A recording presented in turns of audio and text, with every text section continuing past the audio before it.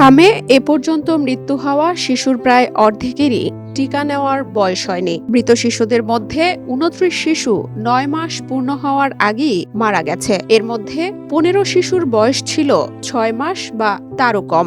দেশে নিয়মিত টিকাদান কর্মসূচিতে ৯ মাস বয়সে হাম রুবেলা টিকার প্রথম ডোজ দেয়া হয়। ফলে এসব শিশু টিকা পাওয়ার আগেই সংক্রমিত হয়েছে ও মারা গেছে।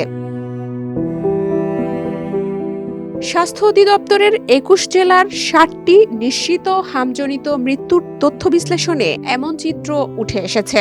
এছাড়া হামে আক্রান্ত শিশুর অর্ধেকের মৃত্যু হয়েছে হাসপাতালে ভর্তির ২ দিনের মধ্যে। বাকি অধিকাংশ শিশুর মৃত্যু হয়েছে চিকিৎসাধীন ৫ দিনের মধ্যে।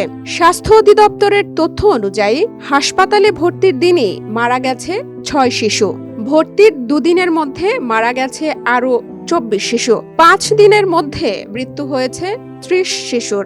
সবচেয়ে কম বয়সী শিশুটির বয়স ছিল ৩ মাস এবং সবচেয়ে বেশি বয়সী শিশু ছিল ৯ বছরের।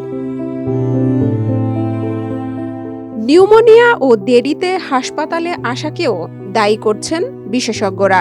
শিশুদের ফুসফুস ছোট হওয়ায় হামের পর নিউমোনিয়া দ্রুত জটিল আকার ধারণ করে। বিশেষজ্ঞদের মতে অনেক শিশুর আগেই জটিল রোগ ছিল, যেমন হৃদরোগ, ডায়াবেটিস, কিডনি জটিলতা এবং শ্বাসকষ্ট। আর হামে আক্রান্ত হওয়ার পর অধিকাংশ শিশুর নিউমোনিয়া হচ্ছে। হঠাৎ অক্সিজেনের মাত্রা কমে যাচ্ছে, অনেকের আইসিইউ প্রয়োজন হচ্ছে। কিন্তু সব ক্ষেত্রে সময় মতো চিকিৎসা দেয়া সম্ভব হচ্ছে না, তাই শিশু মৃত্যু বাড়ছে।